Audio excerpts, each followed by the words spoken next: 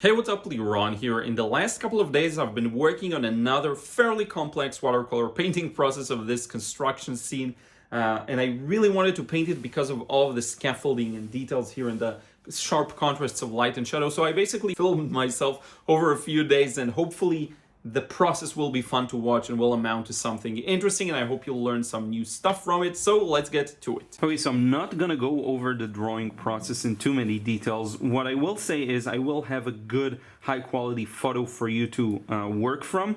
I actually traced the initial details just to place the buildings and the cars and everything correctly, and what I'm doing now is going over that tracing and bringing out clearer shapes so that I actually know what I paint here, because this is packed with information. So one of the things I like to do, and this is kind of a quick trick I'll show you, is find the area you're working on. For example, we're in this corner and I want to map out the shadows to know where I'm actually gonna paint, right? So for example, you have all of these cast shadows here, so I like to just go over it like I did here and slightly darken so that I know this is a dark shape. This will be very useful, especially in the beginning stages of the painting, because then you still have no idea like what you're looking at, and you just need the large shapes to help you orient yourself, and then later you can base the rest of the details on those.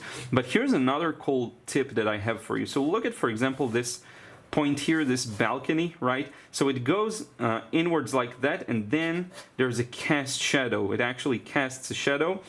It is diagonal here, so you have this thing, and then here on this side it's just a straight line, and all of this is in the shadow. So the way I like to show it is to go with the direction of the actual object. So the building goes like this from top to bottom. See this pattern? And because of perspective, it actually fans out. So I'm gonna fan out these lines the more I get to the side here.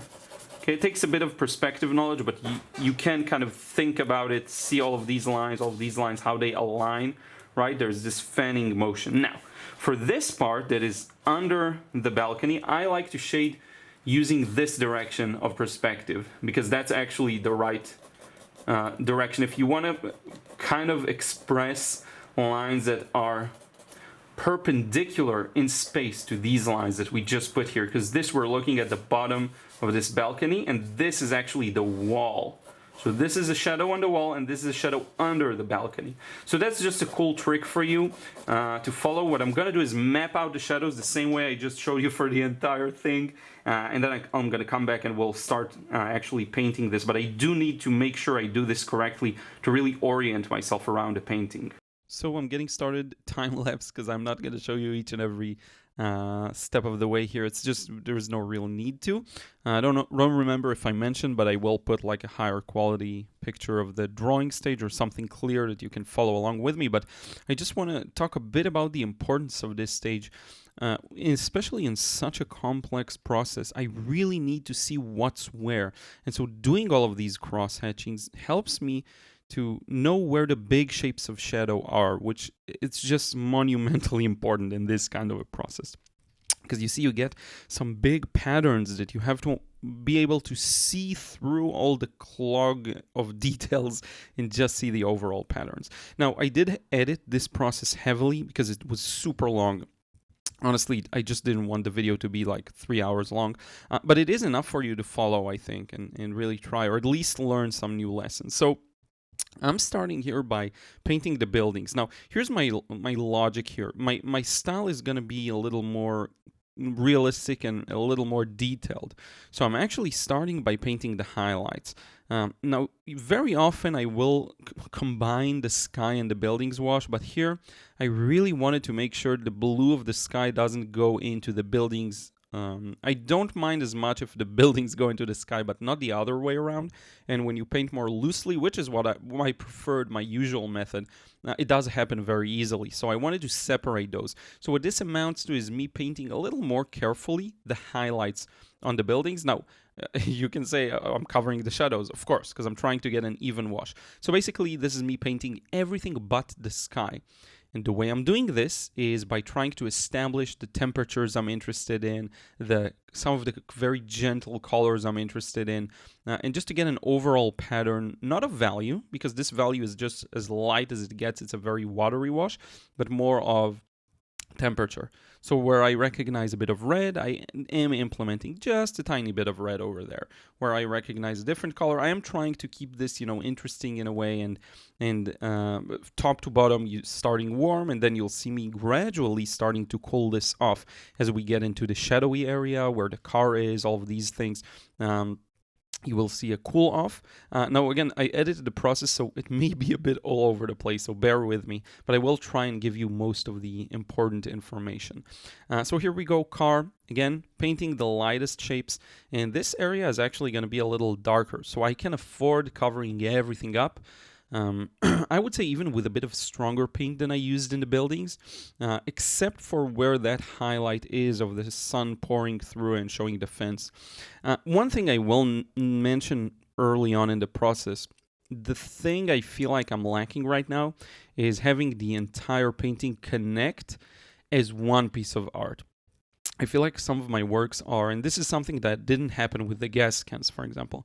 A lot of the paintings they look good. They have a few areas that look good individually, but they don't communicate well enough. So, for example, the car here and the tops of the buildings don't communicate well enough to be a one coherent painting where everything has a purpose, nothing's in excess.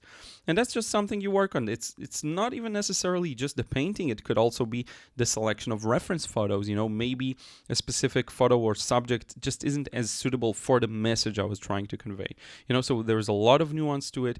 It's more about the connection of skills. So, for example, how do you connect your different more low-level skill to an actual, higher result, so to speak. But in any case, just back to the process, I am painting the skies. This time, everything is dry. As you can see, the blue does not seep into the previously painted yellow. I let it dry thoroughly to make sure that there is a sharp edge there. I don't go too dark with the sky. I printed the photo as well, and in the printed photo, it looked much darker, but I'm keeping it light.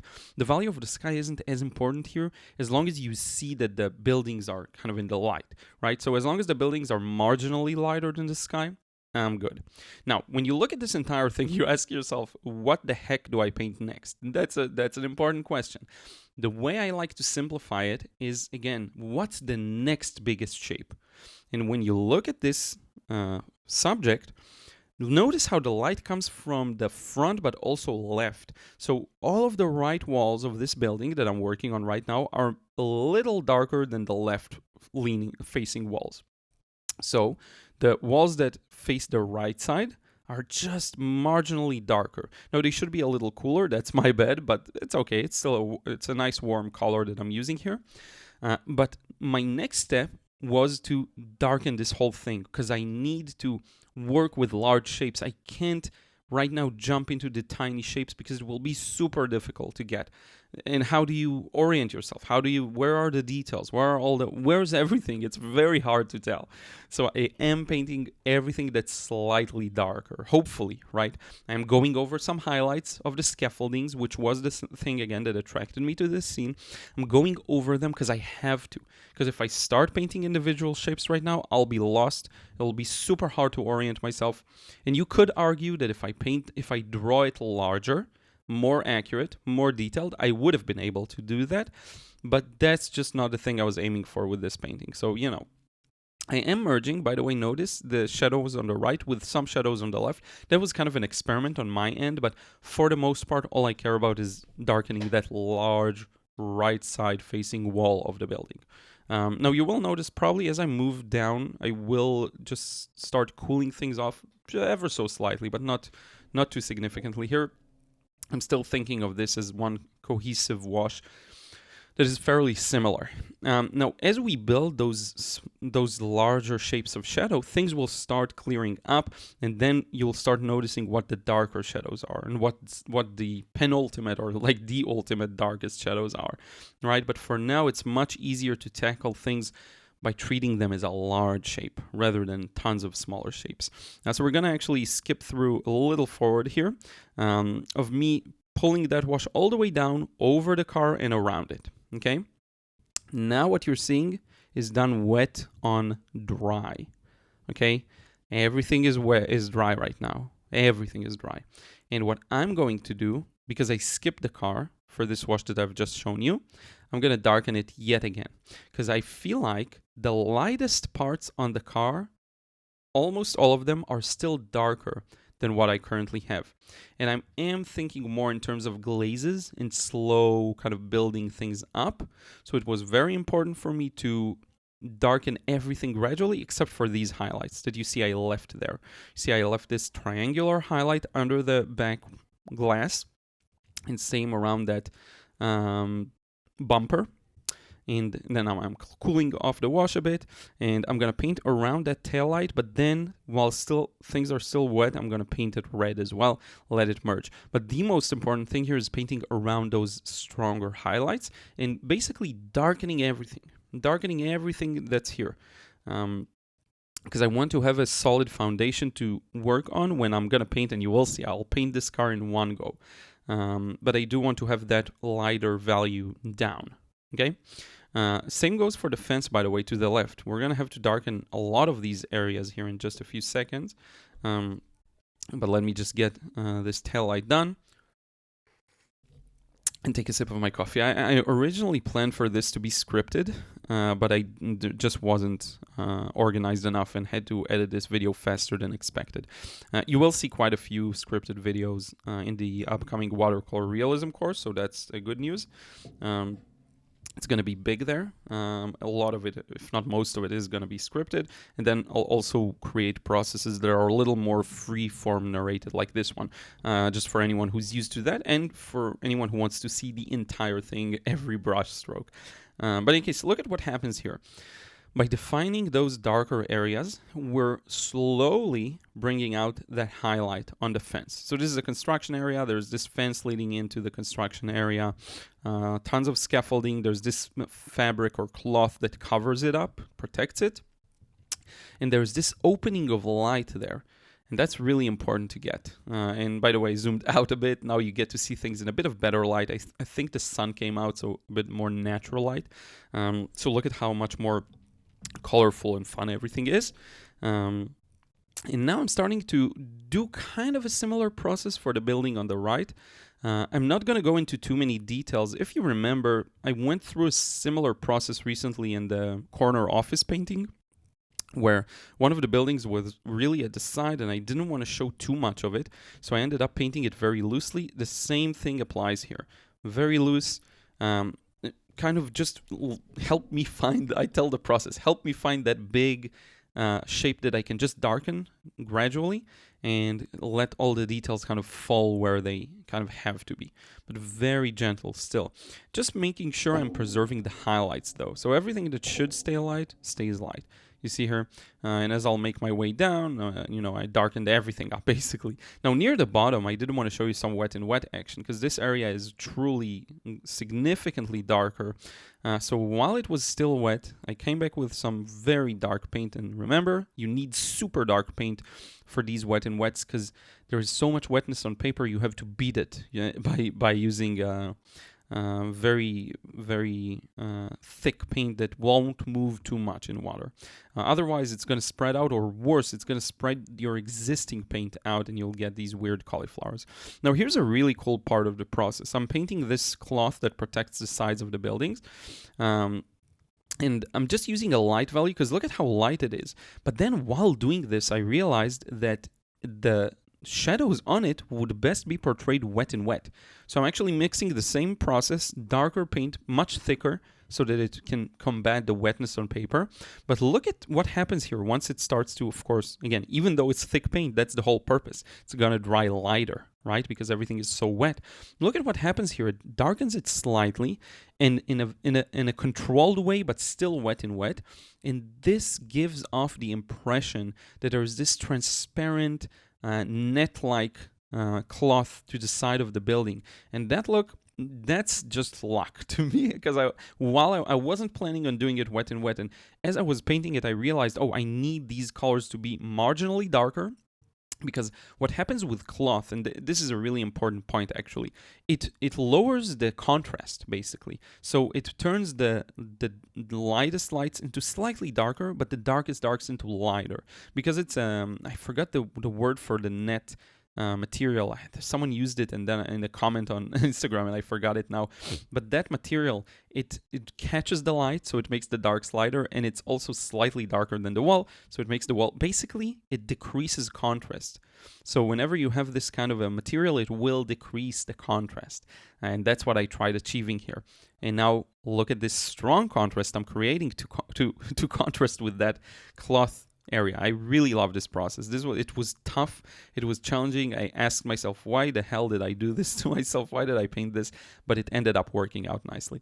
So I'm painting the shapes of shadow. Basically, not too much to say here. I am just looking for that next big dark shape. And this is actually a fun process. What I'm going to do is jump into time-lapse because it's very tedious. Not tedious necessarily, but it's just, there's a lot there. I do want to show you everything, but I don't want us to really, take this process too slowly. So I will jump in just a second into time-lapse. But look at what this does here. It starts to put our mid values into the right context. Everything falls into the right context. The lighter values look much lighter. The mid values look like, they make more sense.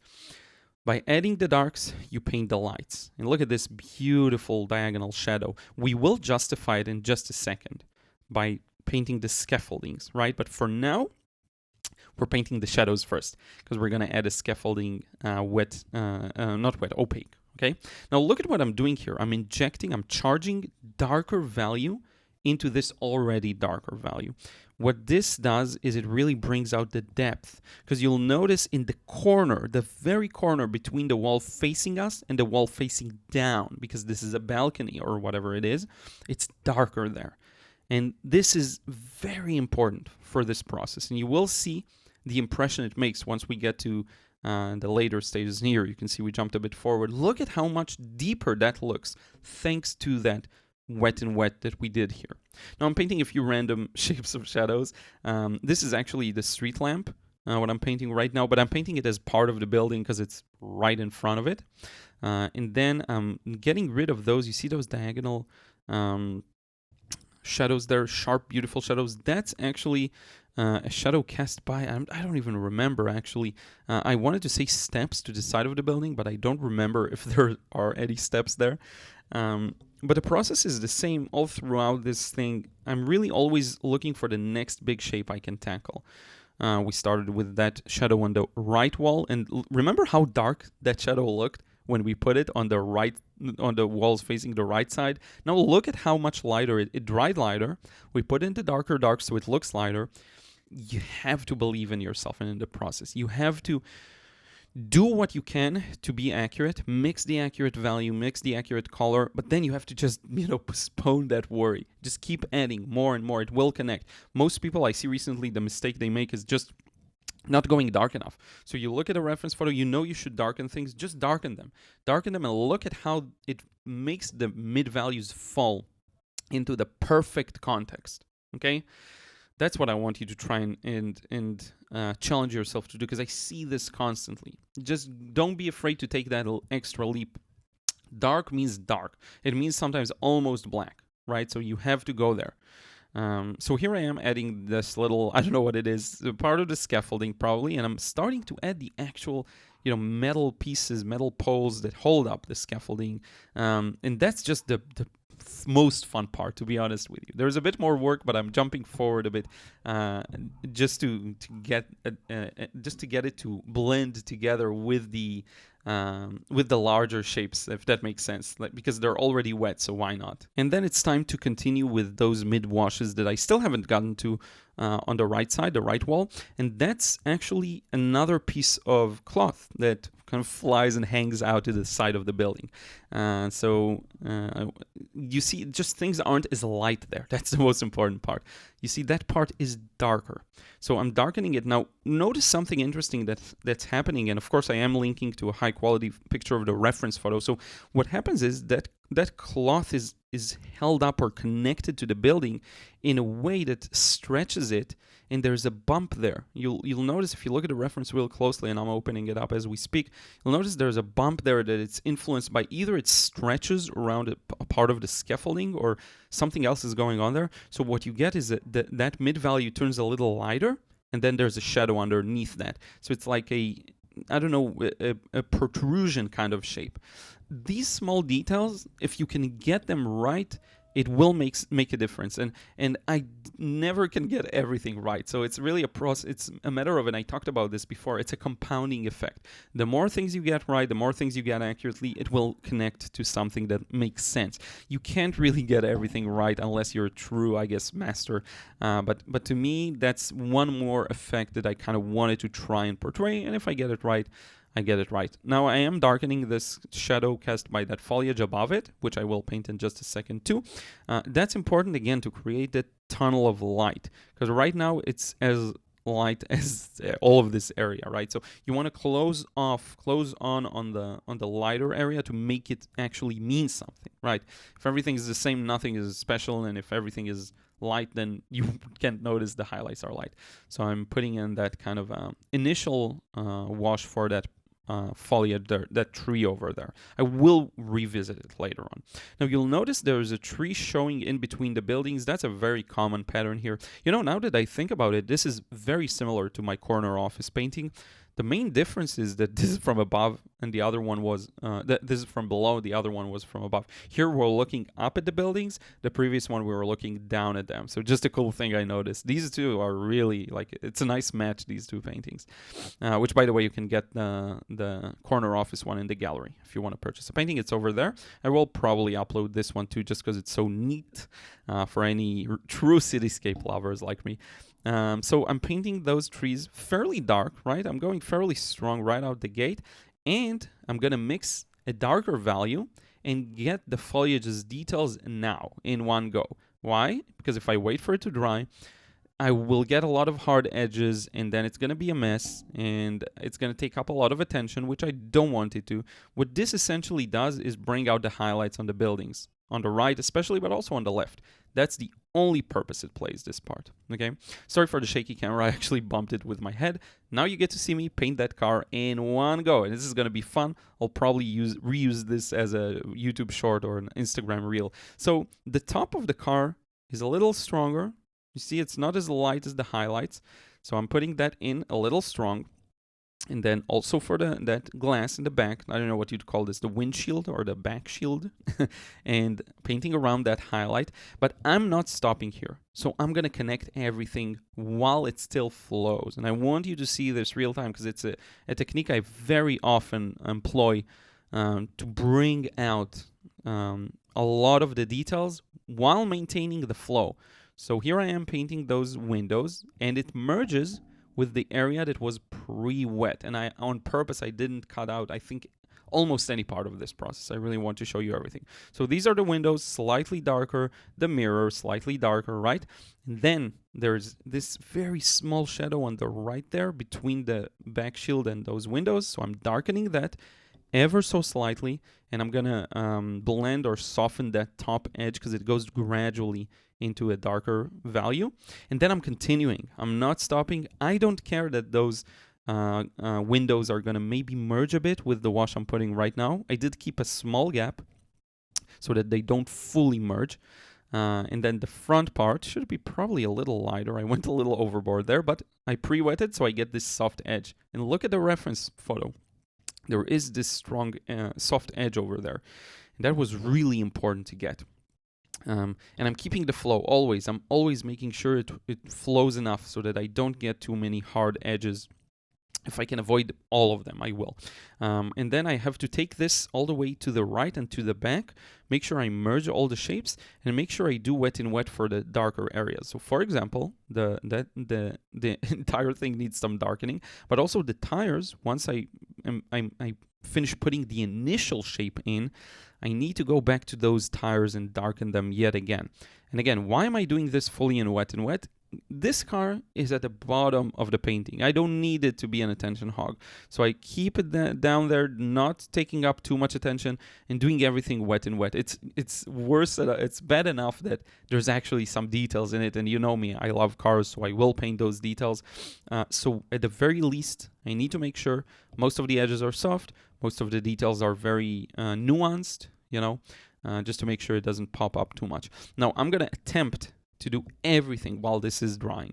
So in theory, you can paint whatever you want completely wet and wet. You just have to start darkening more and more and more as it starts to dry. And the drier it gets, the more hard edges you can get. Now, I actually don't remember if I do allow it to dry and then come back and do some details wet and wet. This may be the case actually. But this is I'm still gonna pre-wet to get the windows and all of the details. So we'll see. We'll find out in just a second. You have to understand this was painted over the span of 3 days maybe. So there's a lot, and one of them I did so much. I got like half the process. I think this is like from here all the way to the end was done in 1 day, and it's just a lot of information crammed in there. So unlike a shorter painting, it's just harder. Oh yeah, so I'm combining it with this car now, I remember. So there's this top, I guess it's a car, top part of the car that's really close to us and reflects basically everything above. If you look at it, it really just reflects the buildings and the scaffolding and everything. So I'm keeping this loose. I'm just putting in something warmer just to make sure I separate it a bit from that previously painted car. And then I'm just gonna do some wet and wet. So yeah, I'm doing everything now. Probably most of it will be done now. The tires, hopefully the windows as well. And again, while wet, avoiding hard edges. And even if I would let this dry, I'll probably pre-wet and then get these details in. But in any case, this card that's close to us, I'm bringing out a few of these core shadows on it. And then I'm just going to let it paint itself and do whatever it does. Again, I don't need this to take up too much focus. I just need it to stay there at the back. So getting that shadow on that back of the car, and then starting to paint. Wet and wet, still wet. This area is still wet. Some of these windows. Now, it's not super wet, so you do get some movement, but not a lot. The way I can tell it's wet, by the way, is just if you look at the bottom, things are still rich colors. Usually if it dries, it looks much more muted. Now, because I used stronger paint there, it did start to dry. But you have to understand something, and I talk about this a lot. Now everything is wet, by the way. Is dry, by the way. I do talk about this a lot. You know, once it goes past a certain point, you can't really continue doing wet and wet because it's done. And you'll get weird, awkward edges. But you do have some leeway if you go back with dark enough paint. So even if it's 60 or 70% dry, if you go back with very thick paint, no water almost whatsoever, then you have a chance at still maintaining a good wet and wet look. So now I darkened that tree over there, and it's still quite light. Okay, there's just this kind of diagonal shadow to justify the shadow on the fence itself, but most of it is super light. That's the thing with greens. They're super tricky. Sometimes they can look very dark, they can look very light. I would say when tackling greens, I want you to think more about the overall composition of the painting and what types of greens will benefit it. So if you're looking for a strong contrast with a different subject, go light on the greens.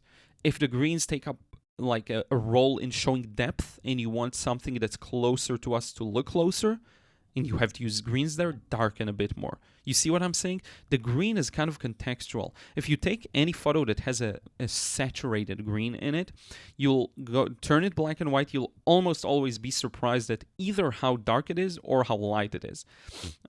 Some greens aren't greens, they're light yellows, like leaves catching the sunlight.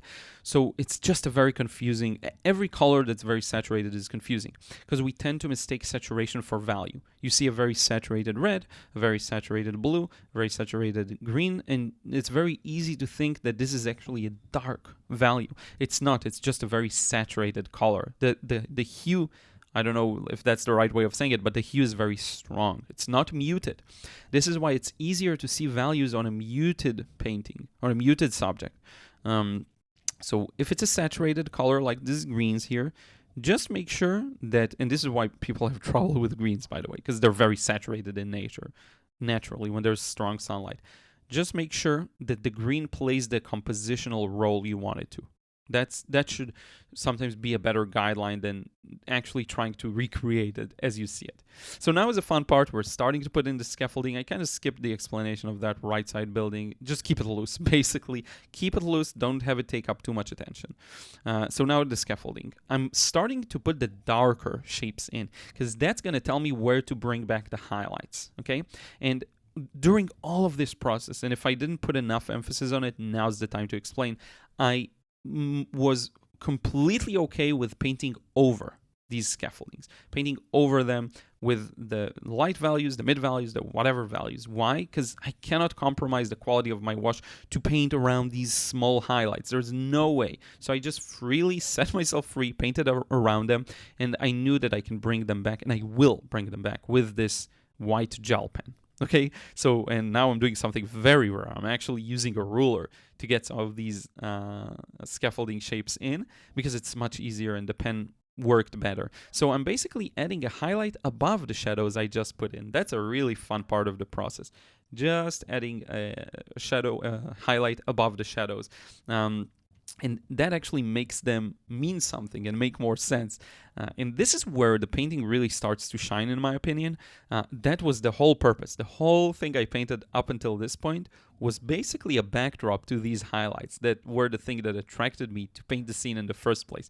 And look at how I'm maintaining my low contrast concept where the cloth is. The highlights are not as light, okay? That's just something to have in mind. Adding a few to the car as well, and we're really close to finishing this process. Now I'm just strengthening some of the shadows that kind of got lost or were too light maybe on the scaffolding. That will further bring out the highlights, because that's the thing that attracted me to the scene. It's these small details and lines that are lighter, and they just look fantastic in my opinion. Adding a few kind of hinted at bricks or stuff like that, and I will remove the tape and do some final modifications here. So final result, finally we can conclude this pretty long process, I would say. Had a lot of fun with it, and I will share, of course, a good high quality scan or picture just so that you can see the details. I left a lot of it ambiguous on purpose. I really wanted this area to be a main focal point, and then maybe the car can kind of be a secondary focal point. This building here, like nothing, you don't need anything. I just want the focus to go here, and hopefully that works.